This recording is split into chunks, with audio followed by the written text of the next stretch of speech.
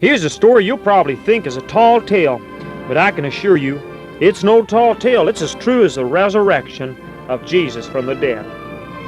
Hugh Glass was born in Pennsylvania in the late 1700s. He'd considered becoming a seafaring sailor, but after a few terrible storms, he had second thoughts, decided to try his hand at trapping in the wilderness. And I don't much blame him either. In 1823, Hugh had an incident happen to him that to his death he never forgot its terror.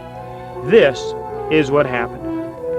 Hugh was hired along with 30 other trappers the spring of 1823 under the leadership of Major Andrew Henry. About that time, the Arickaree Indians were at war with the whites, so when Major Henry set out towards the Yellowstone area, he warned that his men stay together for protection. Usually, trapping companies travel together, and since a company of 30 trappers or more make a lot of noise, Major Henry selected 2 expert hunters to go well in advance of the company so that when a deer or some wild game animal was sighted, they'd be able to get a shot off without scaring it off by the noise that the trappers would make traveling together. One day, Major Henry told trapper Allen Mojave to choose a buddy and to head out and shoot some wild game for supper. Hugh Glass was mad, because he wanted to go himself. He said, "I'm just as good a shot as anyone else." But Major Henry wouldn't have no part of it, told him to stay behind with the other men. Well, no one was going to tell him what to do. He decided to sneak off himself and show everyone how he could shoot just as well as them. Well, he'd gone out a little ways when Allen Mojave and Tom Fitzpatrick, the hunter, saw him across the ravine hunting. They said to each other, "Now looky there, Allen, that fool's gone off by himself, disobeying orders. He's gonna be attacked someday by a grizz, so you just watch the way he sneaks through that brush. It's crazy." Not more than 30 minutes later, they heard a rifle shot, yelling, horrible bear growls which would stand the hair on the back of a person's head. They made it over to where Hugh was and got there just in time to see the mama bear and 3 cubs leaning over poor old Hugh, who'd been torn up bad. The bear poked a hole in his neck, which made it impossible for Hugh to speak. Besides his neck being torn up, the lower part of his body, from waist down, was tore up so bad that Hugh couldn't move. The trappers and hunters got there just about the same time to save Hugh's life from being mauled any further. They shot all 4 bears and tended to Hugh with loving care that frontier trappers do so well with each other. They made a bed and carried him for several weeks, but he didn't seem to get better. Finally, Major Henry, fearing that the trapping season was coming on and being slowed down carrying Hugh, asked if any 2 men would stay behind and get paid $400 to bury their compadre. It looked like he was going to die at any moment. Tom Fitzpatrick and Jim Bridger elected to stay, risking their lives from being spotted by Indians. Hugh didn't die, didn't get better, didn't talk, just plain didn't do anything, just laid there looking around hopeless. Finally, Tom Fitzpatrick told Jim that they'd better hightail it out of there, tell Major Henry that old Hugh had died. Jim didn't like the idea, but Tom, being older and a more seasoned trapper, convinced him that poor Hugh'd die soon enough. Hugh could hear everything, but still couldn't talk. The hole in his windpipe hadn't healed up yet. But he raised his arms and his hands, begging them in sign language not to leave him. They grit their teeth and took everything he owned and left him there to die alone. Hugh Glass had time to think over his life and made peace with Jesus, commending himself into the hands of God. Hugh Glass later told what happened then. "Well, I was there alone for several days. After about a week, angels sent by the Lord himself told me not to despair, that I would live. This gave me great hope. The lower part of my body began to heal. I started to crawl like a baby to the stream nearby to get berries and water and roots. One morning, I awoke with an uneasy feeling that something was next to me.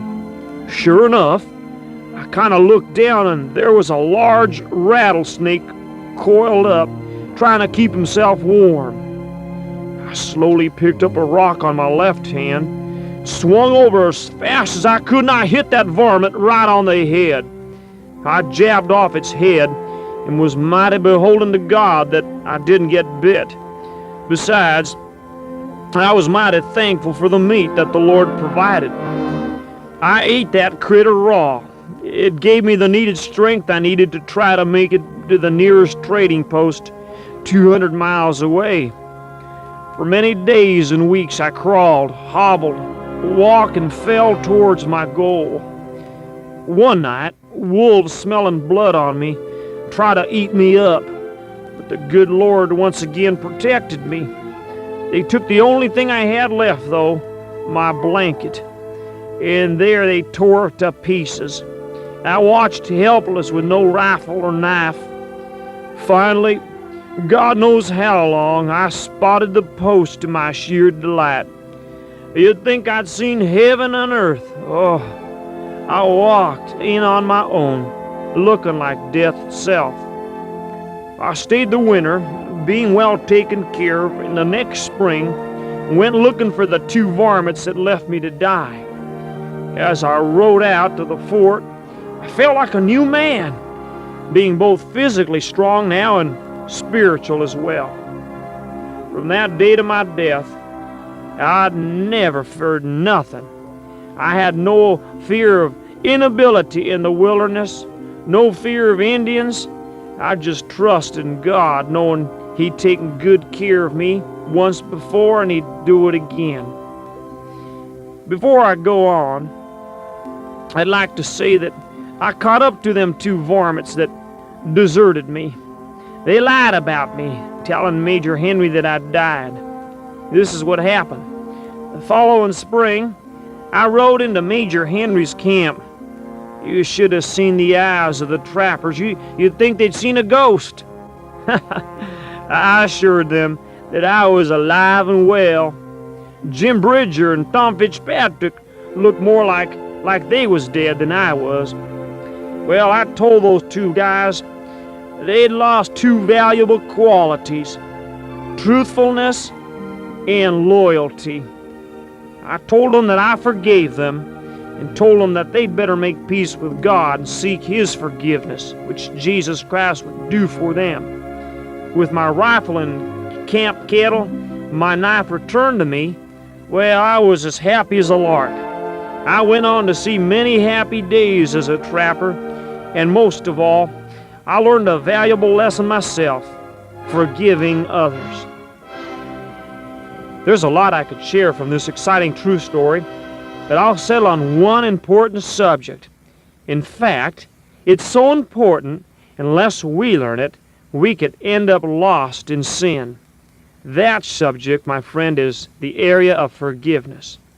Jesus Himself said in the Lord's Prayer, Matthew 6:12, "Forgive us our trespasses as we forgive those who trespass against us."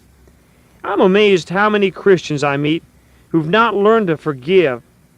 They've been done dirty just like Tom Fitzpatrick did to Hugh Glass. But, Hugh forgave him. I believe it's not easy to forgive, but it's a command of Jesus. He wants us to forgive others. You see, if we forgive others, God will forgive us. I'd like to pray.